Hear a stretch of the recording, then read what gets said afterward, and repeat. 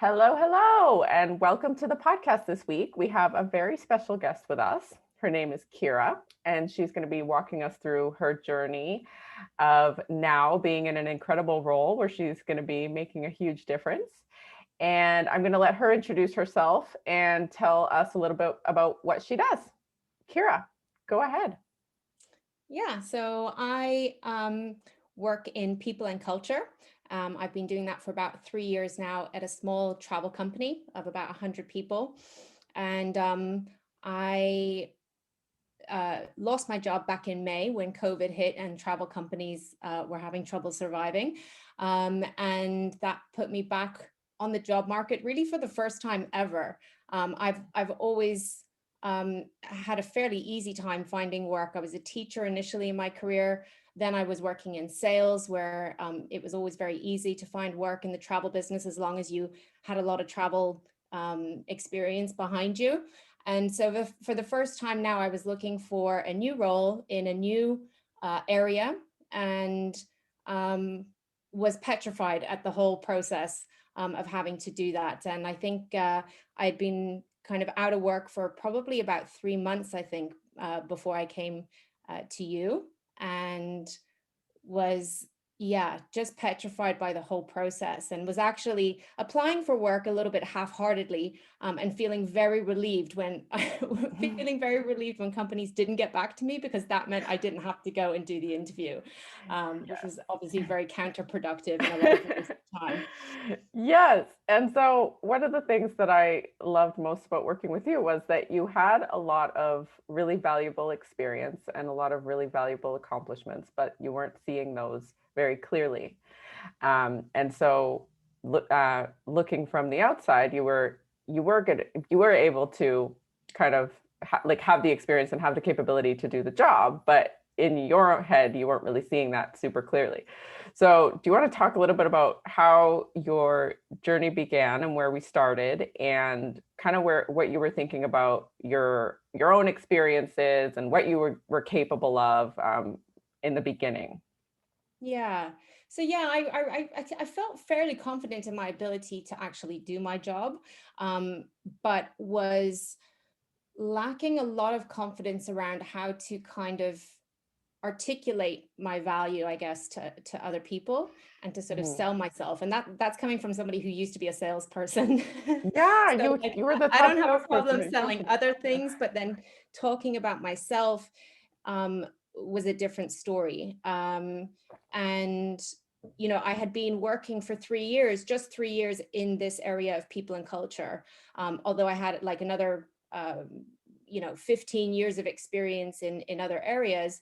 I just felt like I didn't have enough experience to get the roles that I wanted. I didn't know what kind of value I could bring to other companies. And I was just really worried about, you know, not knowing enough or not being good enough or um, Not having all the answers. not having all the answers, not being perfect. Yeah. Yeah. Yeah, exactly. So Yeah. many listeners will be able to relate to that for sure. Just like everything you just said, I'm sure it's what people wake up thinking about all the time, right? Like, I don't know if I can, I don't know if I'm good enough, I don't know if what if I don't have all the answers? Like always going to this worst case scenario.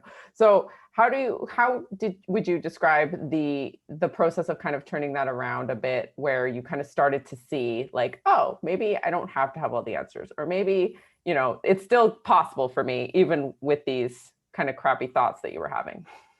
Yeah. I mean, I think there was a small part of me that knew that from the beginning, but it was being overshadowed by all this fear and Mhm. this desire to be perfect and have all the answers. So my default mechanism was to prepare and prepare and prepare and try to get Mhm. the right stories and try to memorize and try to predict, I guess, what I was going to be asked in the interview, which of course you can't do Mhm. completely. You can get some idea, but there's always going to be questions that come up that you don't know and can't plan for. Um, it took me a while. I mean, I think I had to remind myself of the times in the past where I've been able to do things that Mhm. I didn't feel fully confident about, but they went okay, and I survived, and it was all right. Um, And I think I had to reframe it a little bit. I think um in interviews, you can often feel, or I felt like, they have all the power and I have none. And I kind of had to change that in my own mind to look at it more as like a peer-to-peer conversation. And that's Hmm. part of, that I'm coming in to help them with a problem that they have. That's kind of what I got from your coaching, was trying to reframe it and take the focus off of me and what I was worried about, and put it more onto like, how can I help these people? What kind of impact do I think I might be able to have on this business, given the experience and skills and attitude that I bring? So that was a huge thing. I mean, it took me time to get there, but I think the very first interview that I went on, it was really about, trying to find that trust in myself, Hmm. that I don't have to have all the answers. Let's just go in, let's trust myself, let's try to be present and deal with it as it comes. And that's all I wanted to do. That was really my aim Yeah, of getting yeah. through that first interview, actually.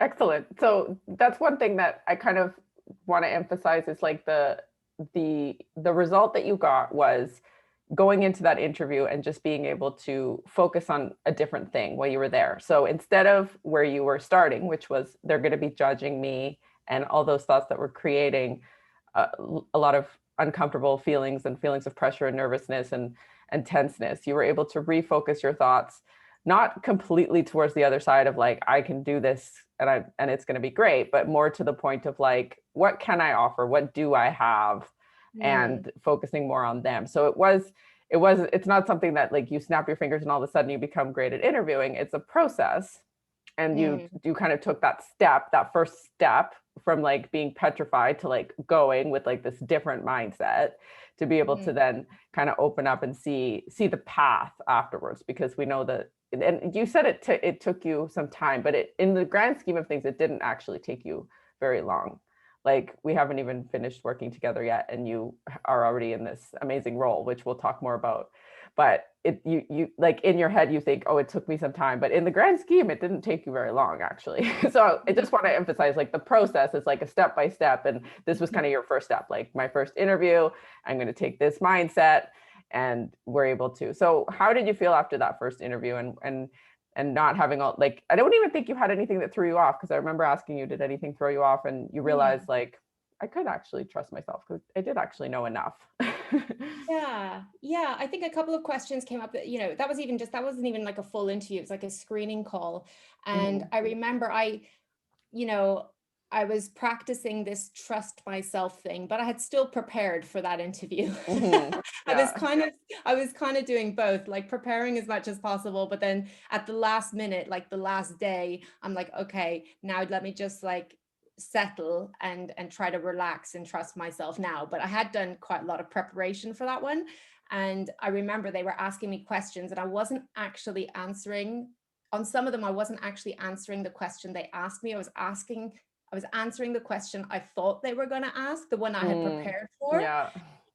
So it didn't quite fit. And I knew it at the time as I was going through it, but I was like, okay, whatever. I just like let it go. I just kind of went with it. A couple questions came up that I hadn't prepared for, and I think I handled them okay.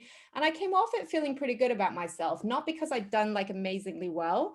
I thought I did okay, but that was Mhm. really good for me. And I was like, okay. And it felt, I was okay with that. I was okay with Yeah. that. I was like, Yeah. hey, it was enough to make me feel, I guess, positive Yeah. to go into another interview and be like, Absolutely. okay, it Yeah. wasn't perfect. I didn't do it perfectly, but I'm okay. And it was actually Mhm. good. And I still kind of, Mhm.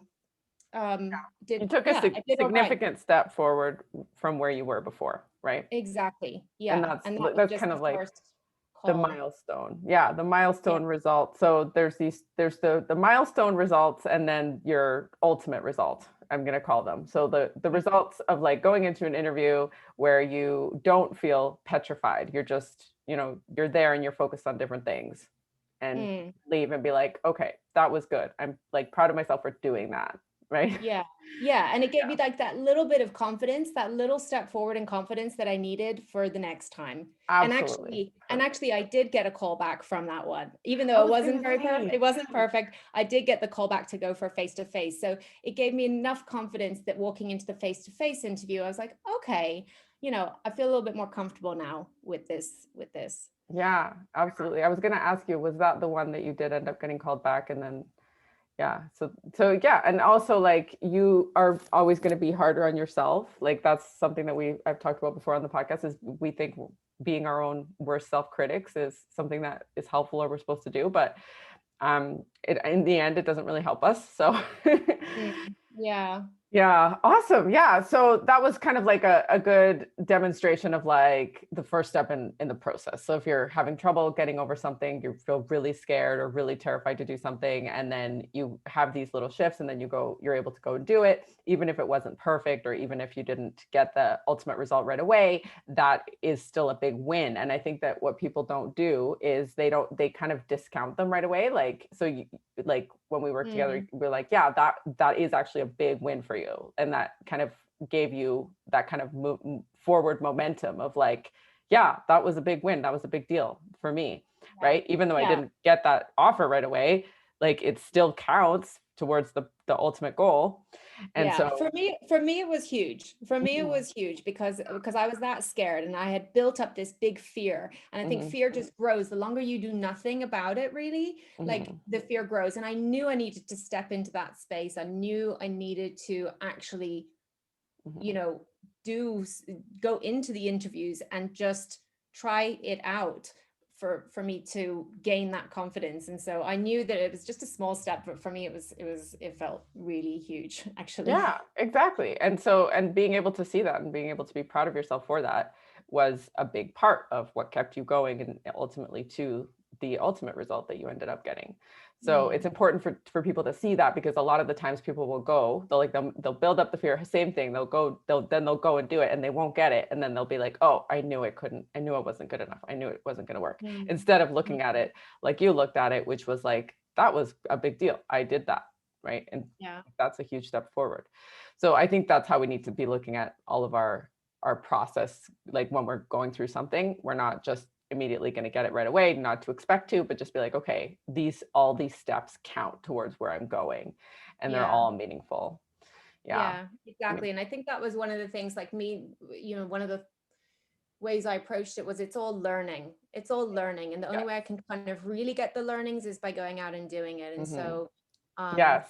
Yes. that was also something that really helped change my mindset around it. It wasn't like this big win or lose situation. It was like, okay, this is learning. It's a step forward. Yes. It'll ultimately take me where I need to get to. But this might not be it, and that's okay, but it's learning. Perfect. Perfectly said. Yeah. And that's so much more helpful than like, oh my God, I have to get this or it's the end of the world. Not that people Mhm. like that's a bit extreme, but people can Yeah. have versions of that in their head. Yeah. So Yeah, yeah, definitely. absolutely. So, and I know that this is also something that like that a lot of people resonate with that student mindset and that need to prepare and that feeling like you have to have everything prepared like for a test. Like if you don't get an A on the test, then you're a failure. And I remember that we coached on that a lot, which was like the okay, you can prepare to a point, but then after that you just have to go and have the experience, and that's going to be uncomfortable, but that's part of it and there's no getting out of it. Can you talk a little bit about how you reconciled that in your mind and balance that, like, because I know that for one you didn't prepare at all and then for you've still over prepared, and like how you kind of balance that in order to achieve the mindset that was required to ultimately get to where you ended up. Yeah. I mean, I think in the end, I was experimenting because I was such an over preparer. I think I decided I need to experiment the other way completely and like not really prepare.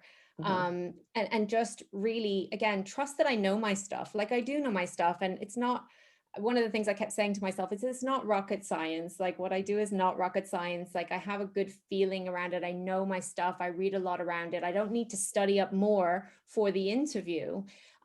So let me just see how it goes when I don't prepare. Yeah. um, and Yeah. that's kind of what I did because I felt the biggest issue that was getting in my way again was this like just not trusting myself, feeling like everybody else had all the answers and I didn't, but that wasn't true. Hmm. And so for me, it was almost like experimenting or getting a bit playful a little bit with it, just Yeah. um and not, I think before, one of the reasons I was so scared around it is I was like putting a lot of my own self-worth into the interview, that if I failed at the interview, I was a failure. And Hmm. so I kind of had to strip that away, I think, and just be like, if the interview is not successful, it's not failure, it's learning. Yeah. And so let me just experiment with different ways and see what's effective, what works for me and what doesn't. And ultimately the not preparing thing actually worked kind of well. I mean, I prepared to a degree in terms of researching the company and learning about their values and, reflecting a little bit on my own experience, but not trying to like write out all the questions I thought they were going to ask me and write out responses and do all that in detail Yeah. stuff. It was Yeah. more just, okay, let me just reflect on the experiences I have that tie myself to this role. And then let me go in and just try to be present. Let me just try to, be a normal human being like I would be with anybody Yes. else. Like, let Yes. me try to listen to them. Let me ask them questions as well. Like, that was also really useful for me, not just sitting there waiting for them to ask me questions. Let me try to make this more of a conversation, because that also makes me feel more comfortable. And Absolutely. it changes the dynamic of the interview. So asking them questions, just trying to be present and engaged, and, you know, yeah, talk with them like it's a regular conversation. Yeah. Yeah, yeah. And I remember you asked me about that. You were like, how do I make it a conversation, or how can I change the dynamic? And it's absolutely possible, especially like if you're interviewing with a company who like you would want to work with, normally is going to be friendly. They're not going to say, no, you can't ask questions. Like I joke and I'm like, there's no questions police. You can ask questions whenever it feels natural to ask questions. And so, yeah, it's totally Mhm. possible. And so you did a really good job of that and made you feel more comfortable, which probably made them feel more comfortable too, because when you're more at ease, like they're going to be more in tune and more at ease with you. And the way that it's done is just you don't have to sit around and wait for them to ask. If you answer something and then you're like, oh yeah, and by the way, what about this? Or if something comes to mind, and you can just have a conversation like you're talking with your coworkers, and then it just kind of changes the whole dynamic. Yeah, and then as far as the preparing thing, just to go back to that for 1 second, when they like you did have this thing where you like were preparing for a long time, and that was your mo. And then Mm. like you had already prepared so much that like your stories, you already knew them, you already knew the answers to these questions, and there was a point where like it didn't really have any increased advantage to prepare that stuff anymore because you already knew it. Then the work was trusting yourself and being like, I know I can recall the answers when I need them. That was the Yeah. actual work. So you embrace that. And something that you did really well too was just embracing the discomfort, being like, yeah, maybe this is going to be a bit uncomfortable, but I have to do it. This is the work. This is my next step. There's nothing else to do. Like Yeah. preparing for more time isn't going to help me, right? Yeah. So And I yeah. think one of the things that you said that helped me as well was like, because it's uncomfortable being unemployed anyway.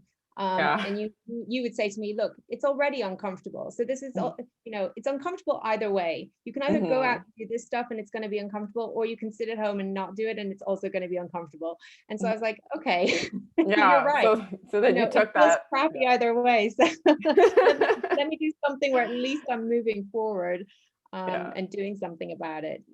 Yeah. Yeah, yeah. And you did that really well. Like every opportunity to lean into discomfort, you went for it and you did it.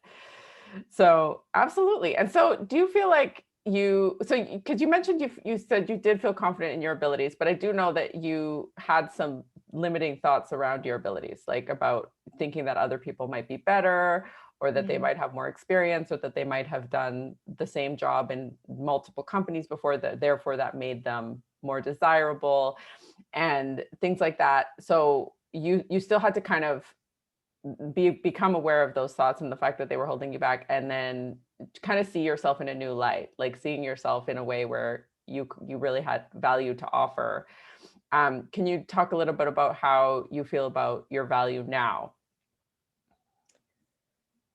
Yeah, I mean, I think, it's true that I don't maybe have as much experience as other people, but the experience that I do have was very intense, Hmm.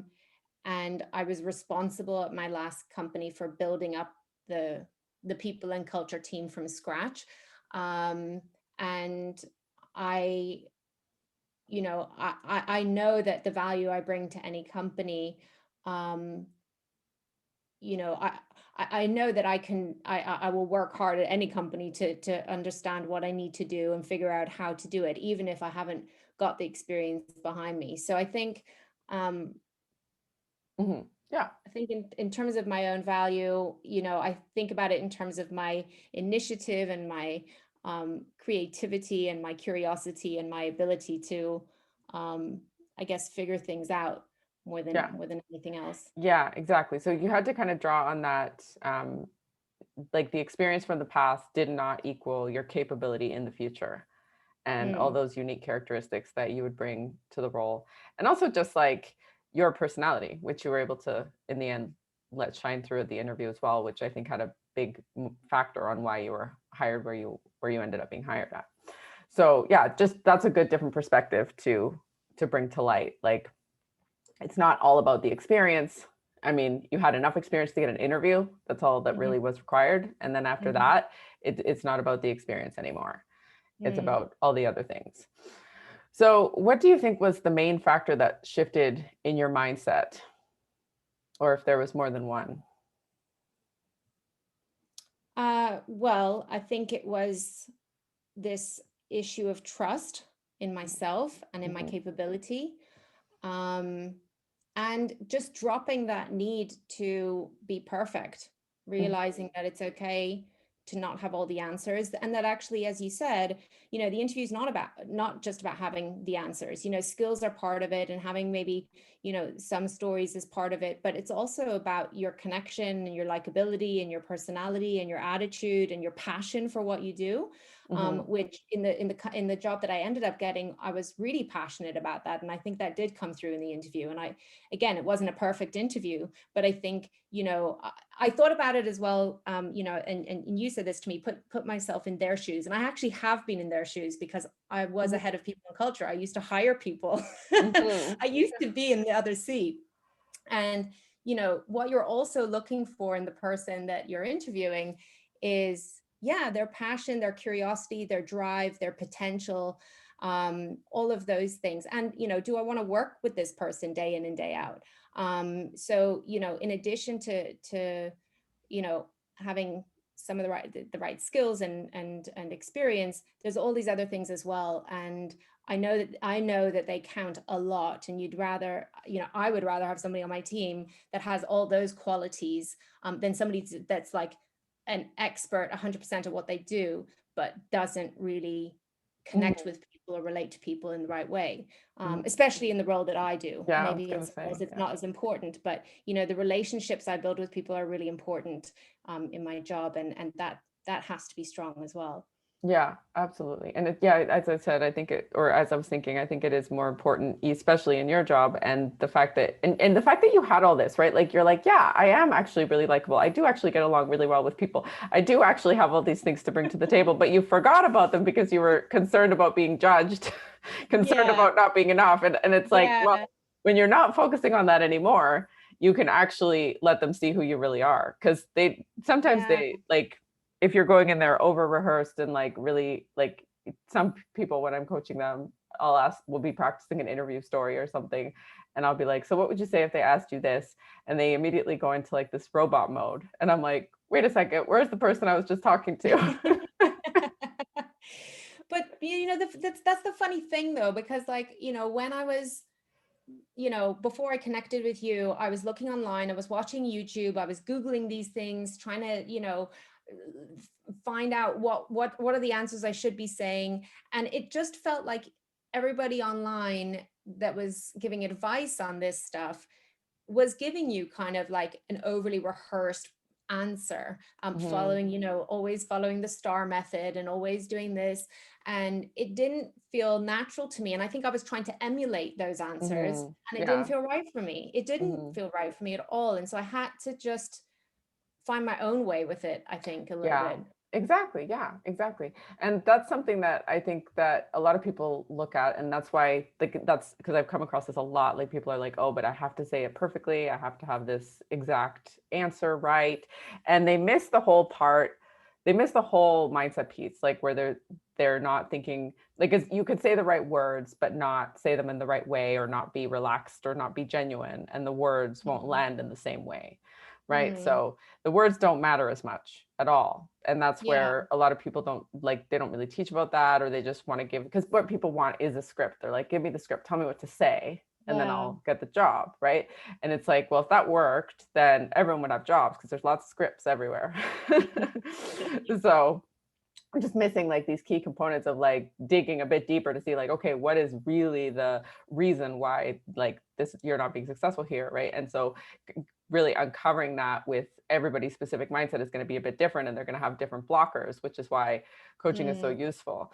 So mm, getting to the bottom of them and just being like, okay, this is how I'm going to think about it, that's going to work for me, and then I'm going to show up at the interview and I'm going to be, natural and authentic and passionate, and yeah. they get to see who you really are. And Exactly. Because I'd much rather be unsuccessful being who I really am than trying to be somebody else, you know? Exactly. Yeah. And that's something that, like, again, we get rejected. We're like, oh no, that like there's something wrong with us. And Mm, yeah, I love that you said that, actually, because I was thinking about this. I wrote an article for Vault, and it was looking at rejection three different ways. One, like the scientist, if they get rejected, will be like, oh, interesting. I wonder what, like, my hypothesis was that this would have worked how I answered these things, but it didn't. So let's see why it didn't work. Two, the artist would be like, an artist is all about having unique and honest expression, right? And there's no right or wrong way to do art. They might be like, oh, well, they didn't appreciate my unique art. That's mm. okay. It just means it's good art, because not everybody likes it. Good art has strong opinions, right? So, and then we try to change ourselves to try to fit in a box, and then we end up making it all about the fact that we're not good enough, and it's never about that, right? So, Mm. having those realizations. Yeah. So if you were to share some nuggets of wisdom with listeners about what you think that they could change in their mindset, or be open to, just like be open to, if they're feeling really like nothing is working for them right now and they're not able to kind of progress, what would you share? Um, you mean in the interview process? Yeah, yeah, if they're getting stuck in the interview process, which is a really common problem, getting called for Mm. interviews and then going through them and then not having the success. Yeah. Um, Well, first thing I would say is it's all learning. And I heard this Mhm, quote recently where it's like, you're not, because sometimes I think it can feel like if you're going for interviews and it's not successful, you can feel like you're starting from scratch again. mhm. And I heard this quote recently where it's like, you're not starting from scratch, you're starting from experience. Yes, And so, love it. if you're going into it and you're reflecting on it afterwards, and you're, you know, you know, understanding what you did well, what you might want to do differently the next time, which is the process you kind of took me through after each interview. It will, I mean, I genuinely believe it will ultimately get you where you need to be. Mhm. um and Yeah. yeah, I mean, I think it's a process, and it's, for me, I think it was just about continuing to do it, and not, again, trying not to let my self-worth or my value ride on it. It was Mm, just, um yeah. it was just learning about myself more and more with each Mhm. Yeah. interview, Mhm. which is useful no Yeah, matter what. um absolutely. What a great way to look and at it, for sure. yeah, and again, letting go, for me, it was about letting go of that need to be perfect. So I think if anybody's thinking that they need it to be perfect, it doesn't need to be perfect. You just need to trust yourself enough, Mhm. um, that you can go in there and be yourself and be present and engage with the people, across the table from you, or across the Zoom from you, as it is Yeah. today. Great. Yeah, those are great. And also that brought up for me about how, and this happens to everybody too. And I always like to talk about each person's experience with it. Like when somebody says something to you that like demotivates you, and I know that you had that experience with a recruiter who had said something to you when we first started working together about that really demotivated you. And I mean, this happens to everybody. So it's just so interesting to just to give other people listening a heads up too. Like somebody says something to you and you could take it to heart and make it mean something.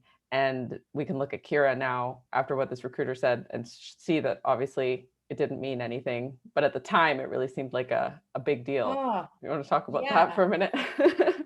Yeah, yeah. So I guess yeah, one of the routes that's worked for me before actually is just getting jobs through recruiters, which has been pretty successful. And so this time around, I did the same thing. I called a couple of recruiters. I applied for a job through a recruitment agency, and then I called up afterwards to follow up on it.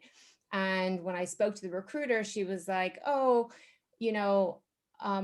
Do you know, like, the people applying for this role have like 10 years of experience. It's a really challenging interview process. I'm looking at your CV. All you have, I mean, I know you've done these other things before, but ultimately all you have is 3 years experience, completely discounting, Mhm. well, first of all, completely discounting like the 15 years of experience that I'd had before I went into people and culture, doing other things, and not really looking at the quality of that experience over the Mhm. past 3 years either. She wasn't really asking anything to get to know me. She was judging me purely on the basis of what was, I guess, there on my CV, and just made me feel like shit. Mhm. Yeah. and and it really, it made me, yeah, it really brought me down for a good couple of days, I think, before I think I had a session with you and kind of talked through it, and you said, yep, that's totally normal, and that happens, and I wanted to warn you about that. And I felt a lot better. But yeah, for 2 days I did nothing after that because I felt so crap about myself. Yeah. And now I've gone into a role earning, a good bit more than what she was quoting me I would be able to earn, and in the type of role that makes me way happier than anything she would have put me into. I think she was really just trying to put me into a little box and shoehorn me into Mhm. a certain role at a certain company, and it just totally deflated and demoted me, or Yeah. demotivated me. Yeah, um, absolutely. And that happens so often too, because they are just looking at it from one perspective. Like they're looking to fill a role, they're looking for these boxes. They're like if it doesn't say 10 years experience, then they're not interested. And I think you mentioned the word narrow-minded, which I agreed with. I think that it is a really narrow-minded way to look at it. But it also like isn't isn't true, right? Like what she said wasn't true. And the reason why you felt like shit for those 2 days was because like a part of you believed that maybe what she's saying was true. Right. And so mm, when we can take things that other people say to us and not believe them, like immediately be like, oh, okay, well, that's that one person's opinion or whatever.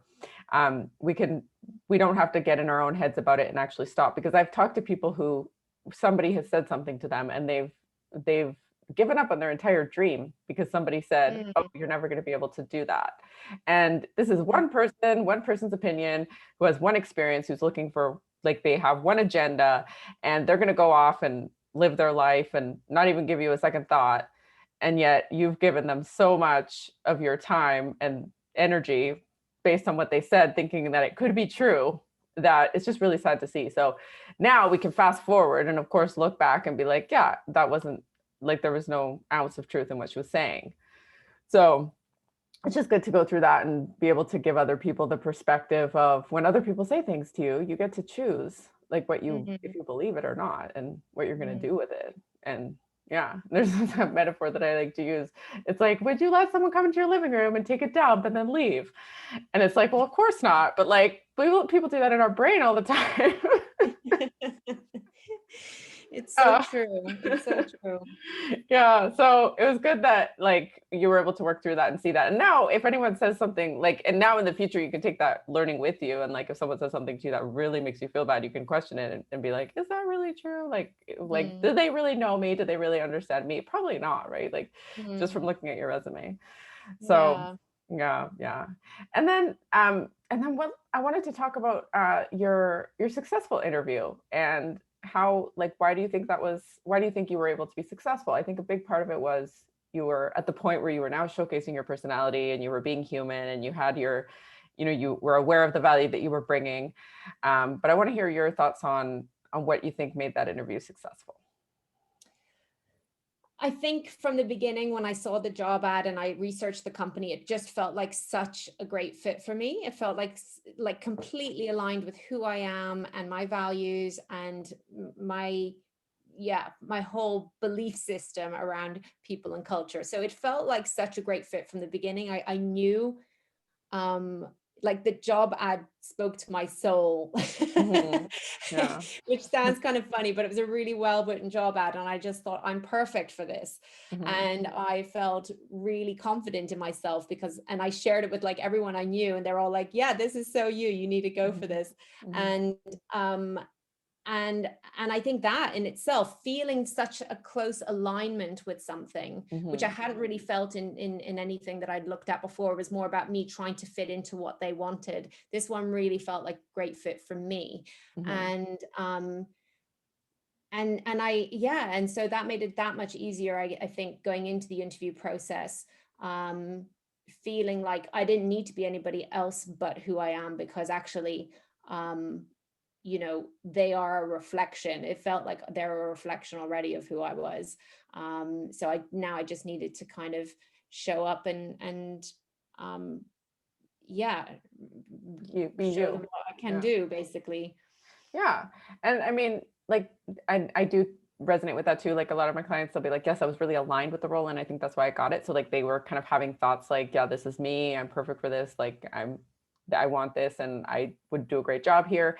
But also like you had to have the confidence that you were the right person too, right? Because if you like, you could see that exact same job ad and be like, oh my God, I really, really want this. But what if I'm not good enough for it, and show up Mm, totally differently?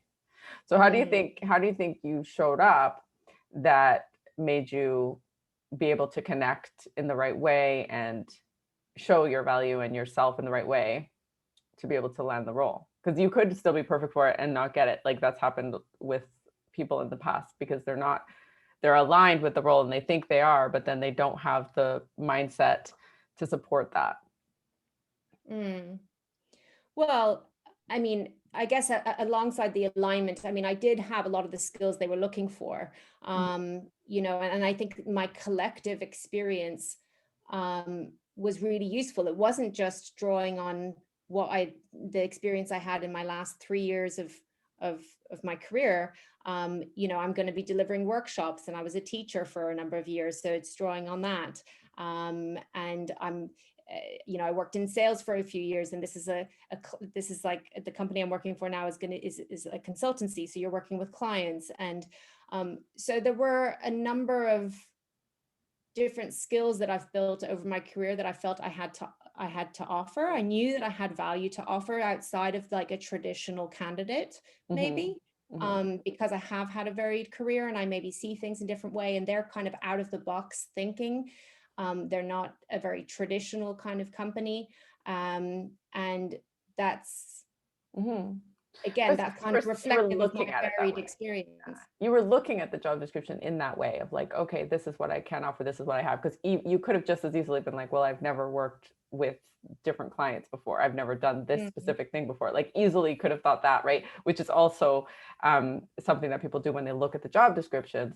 And so mhm, like it's easy, like you just had this automatic way of looking at it now, but like you could have just as easily gone to the opposite and found everything that you couldn't do. So mm. the fact that you looked at it in that way and had that attitude towards it, it definitely helped you go in there with that self-confidence and that mindset of, I can help and I am completely able to offer what they need. So I just wanted to Yeah. point that out because like now your thoughts have become automatic, which is amazing.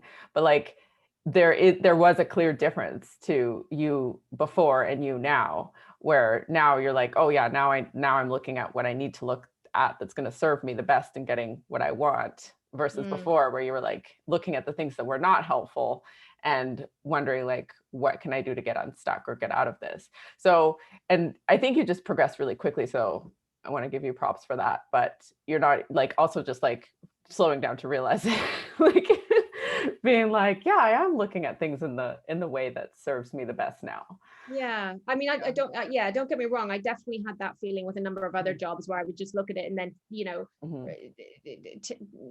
break it down and talk myself out of it. Like, why are Mhm. all the reasons I can't do this, or I Mhm. don't match exactly what they have on the job description.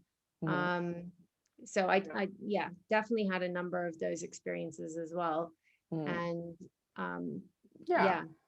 And I think that just being able to keep looking and keep your eye out for what you want, like instead, like you mentioned at the beginning about having that mindset of like, oh, they'd be lucky, I'd be lucky to have an opportunity, like they're lucky, I'd be lucky to have any job, versus I have value to offer and I'm looking for the right thing for me, Mm, also creates that feeling of like equality of like, yeah, they're just as lucky to have me that I am to be hired there. And, it's a good match kind of thing. Because you yeah. also used a lot of that stuff along the way as clarity for what you really wanted. Right. Yeah, definitely. Mhm. Definitely. Yeah. I just didn't expect it. I didn't really expect to find what I wanted so closely, but I did. Yeah.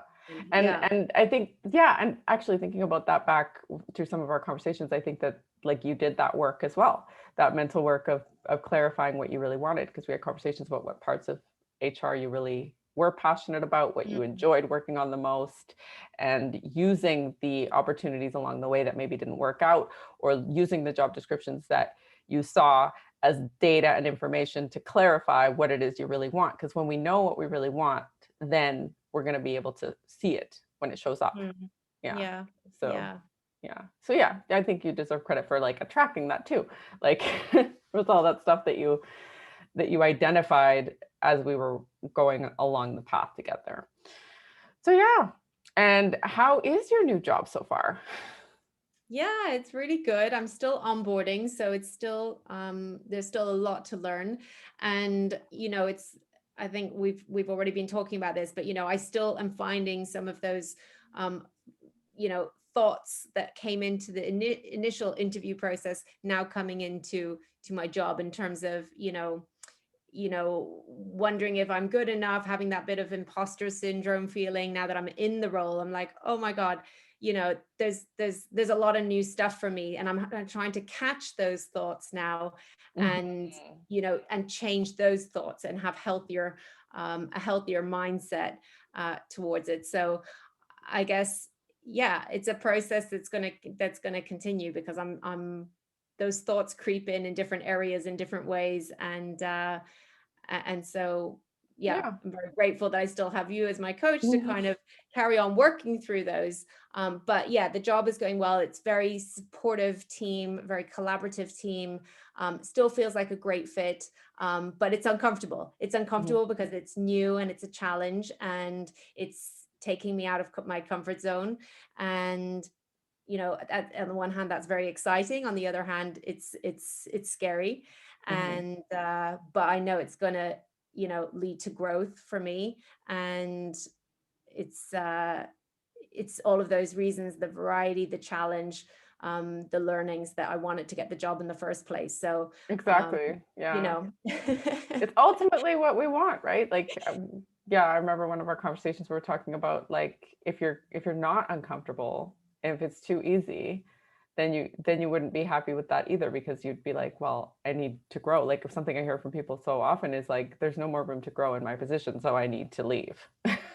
Or I need to Mhm. find somewhere where I can grow, because as humans we're supposed to grow and we're supposed to evolve and we're going to be looking for those opportunities. And then it's just like battling our brain on like, okay, it's uncomfortable to grow, but it's also uncomfortable to stay still, like you were saying before. It's also uncomfortable to not grow because we want to grow.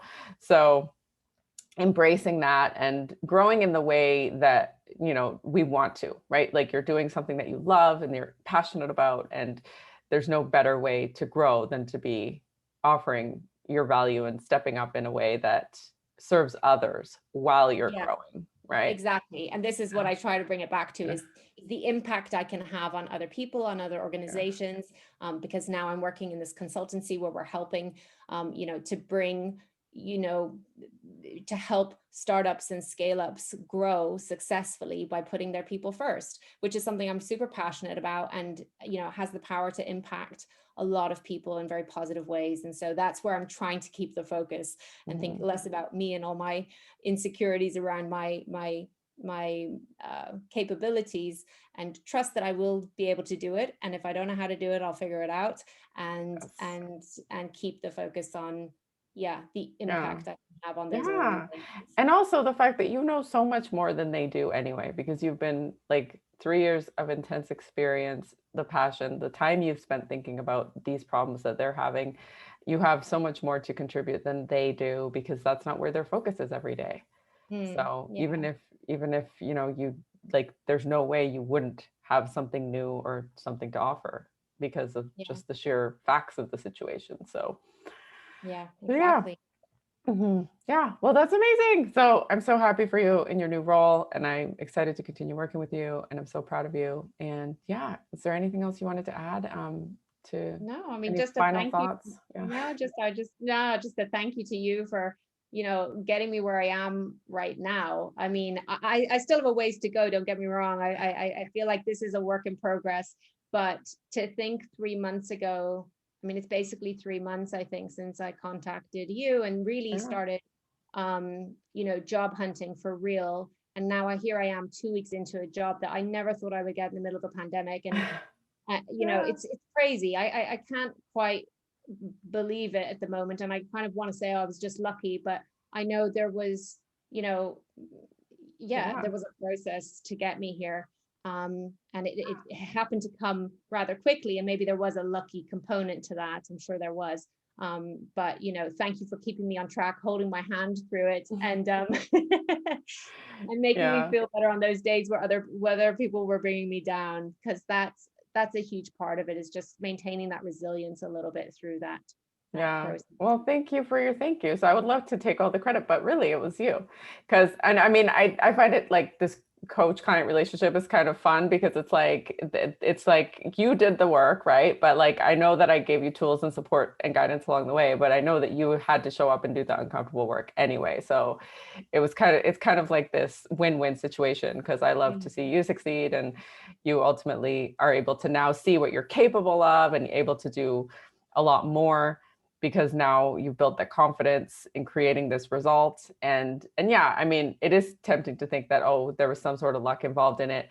And I think that like along the way we kind of dissect the successes. So it's really important to go back and be like, okay, well, what created this success? I'll always be like, how did you create that result? Because I believe everything is within your control.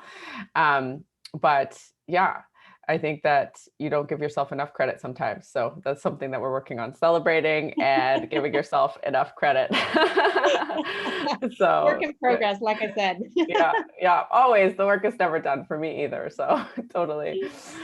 And yeah, so I think that's all. Those are all the questions I had for you. Thank you so much for generously sharing with everybody your experience. I know they're going to get a lot out of this. And yeah, I'm looking forward to maybe having you on again one day when you're even like at your next level of your career. Let's see. Let's see. Let's see, one at a time. Okay. Thanks, Thank you so thanks, much. Natalie. Bye. All right. Bye-bye.